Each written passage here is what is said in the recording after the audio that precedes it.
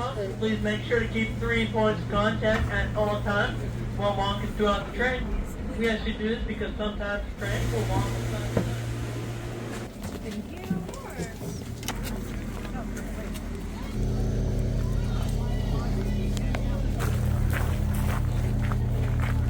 Good afternoon, how's everyone doing? So I'm up in Alaska, if you haven't figured that out already, and I just took the train up to the Spencer Glacier, and I'm going to try to packraft back to my van. Fortunately, Rocco couldn't come along on this little adventure. I don't think she was allowed on the train, and I think this rafting might be a little too dangerous for her to come on. But officially retired the SS Paranoia, and today we're going to introduce the brand new SS Confidence, and I'm going to try my best to earn my Alaskan Boy Scout packraft badge today. So this is a class 2 river, but apparently there are some serious obstructions you got to watch out for and carefully pick your line ahead of time. There's like some railway debris down in the middle of the channel, somewhere down there that you got to watch out for, and some pretty crazy rapids that could definitely flip you over. That right there looks pretty significant. I'll see if I can go on the inside of it and around. So yeah, I have a life jacket, but I don't have a wetsuit. I figure if I start to get into class 3 stuff, then might invest in that and maybe put a spray deck on the boat. But should be fine for this today. Can't deny it though, I'm pretty nervous.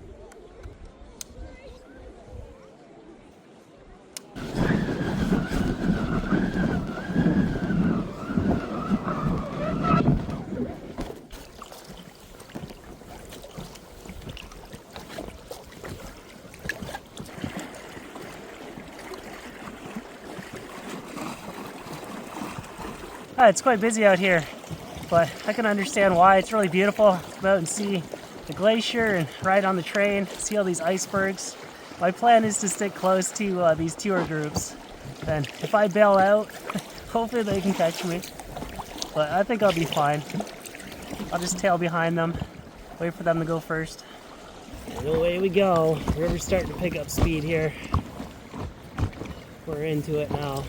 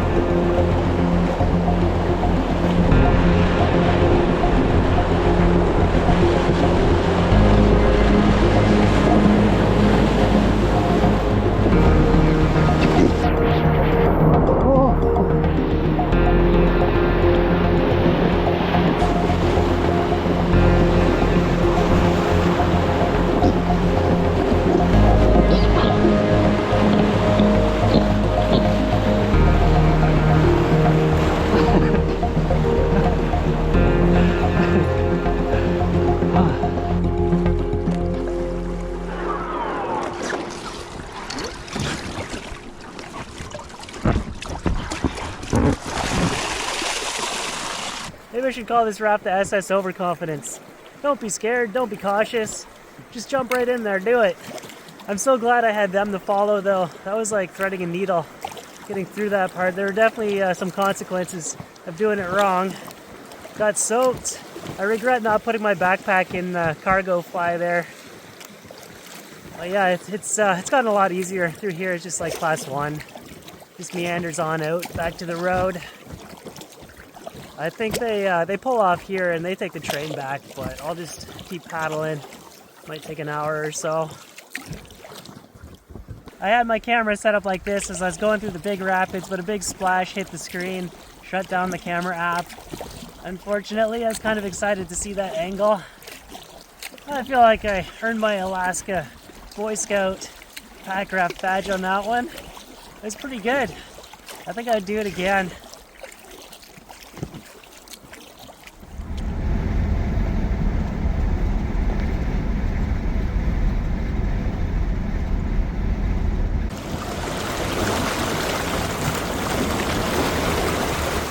Gotta give Rocco some screen time. We all know she's the true star of the channel.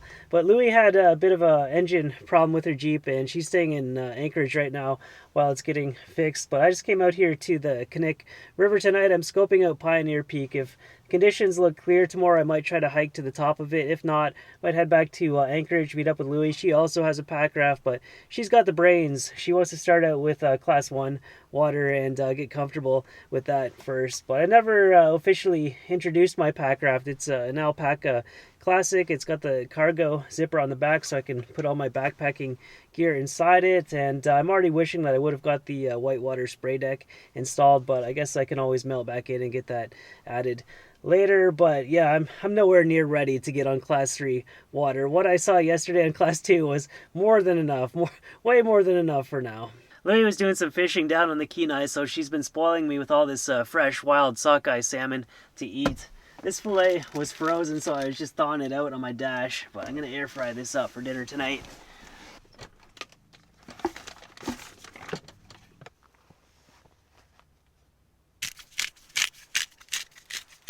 So I'm going to do a 2-to-1 mixture of mustard, brown sugar,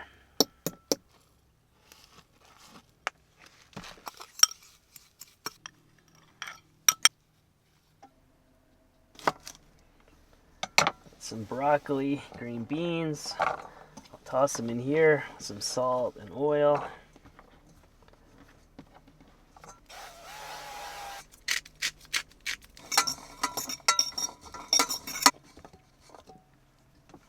I'll top it off with some Parmesan cheese. This is a thick cut of salmon. It might need at least 15 to 20 minutes to cook through. Oh, I wasn't really thinking there. These vegetables really only need 5 minutes to cook. I should have added them in last. I feel like this fish is going to take a long time to cook. Just scoop all these out and we'll carry on. Let's carry on.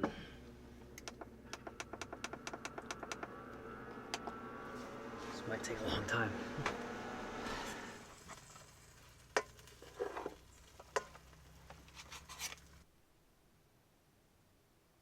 Yeah, just so delicious and healthy. Worth the really long drive to Alaska, that's for sure. This is a big cut of salmon. Rocco, you want to help me with this? There you go. It's a beautiful spot, but it seems to be the local party scene. It's Friday night, everyone's out having fun. But my fun starts tomorrow morning. I want to climb up to the top of that. So, might have to move off into the forest to find somewhere quieter.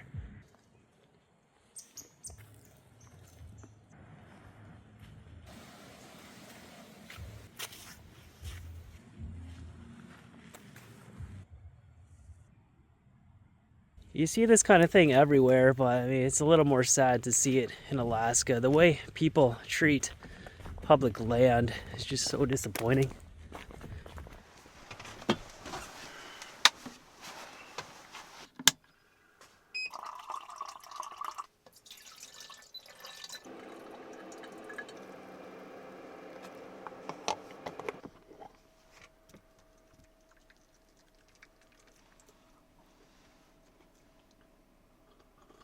I was hoping I'd be the first one on the trail today, but somebody beat me. Got a gorgeous forecast, so I have a feeling this parking lot's going to be full by the time I get back. But we're going to head up South Pioneer Peak today. Let's do it. Rocco's super excited to get out for a big hike. I'll try my best to keep up with her. About 11 kilometers one way and around 1,800 meter gain, so we have our work cut out for us. But we have the benefit of a nicely maintained trail today. I had a feeling those people last night are going to be partying all night long. The joy of van life. If you're not happy with the neighborhood, just put the keys in your house, turn the ignition, drive away from that suburb. There's never any obligations to stay. So I found a good quiet spot, got some rest. I'm ready to go, ready to hike. This is my first time really trying to explore Alaska in depth in a van. So far I'm finding it's more difficult than other places that I've been, less accessible. I feel myself being scrutinized right now, but in comparison to like British Columbia, for example, you have logging roads absolutely everywhere. And if you want to drive 100 kilometers down one, have an entire mountain range all to yourself, vanished for a couple weeks, you can very easily do that. Whereas here, I find you have your main roads and there's just not nearly as many back roads branching off in the middle of nowhere. An Overlander, I mean, it looks like there's certainly spots out in the middle of nowhere, so just a matter of finding them. But also on Overlander, a number of spots are just straight up highway pull-offs, which I'm not crazy about, but I guess they work in a pinch. I spent some time down in Seward. There's a bunch of paid camping in town, right on the ocean, looked very scenic. But if you're like me, you want to camp for free. Like everyone was crowded on the riverbed there. There's hundreds of people. It's kind of a scene. People are at like trailheads and pull-offs. You wonder how long that's going to last, especially if people treat it like a garbage dump. But yeah, like I said, it's my first time exploring this area in a van. Just a matter of time to find the good spots and also keep them a secret. So I'm headed right across that ridge line to South Pioneer, which is a class 3. That's North Pioneer, class 5. Not doing that today. I guess it's not a bad thing. There's not so much logging up here. It can be an eyesore to see all the mountains chopped up like that. Much preferable to see them in natural state. The forest fire situation down south, unfortunately, has been terrible once again. I noticed on a live fire map, there's one burning near that Bill Putnam hut. I was doing the trail maintenance too, so I'm kind of wondering if that whole area has been wiped out.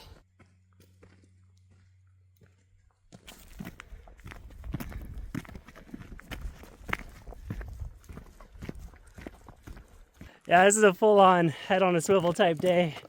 Can hardly believe my eyes. Getting surged with the dopamine right now.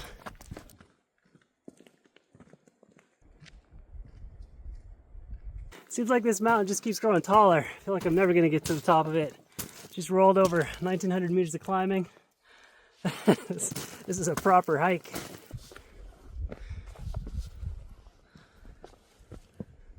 So it took me about 5 hours to get up here, and I did roll over 2,000 meters of vertical. So by all means, that's an impressive amount of gain for just going up one mountain. Anchorage is over in that direction, can't quite see it. It's underneath the clouds right now. Palmer is over there behind North Pioneer Peak. And spinning over in this direction, it's the Kic River. And it leads up to the Kic Glacier further up the valley. I gotta take a moment just to soak all this in. This is incredible.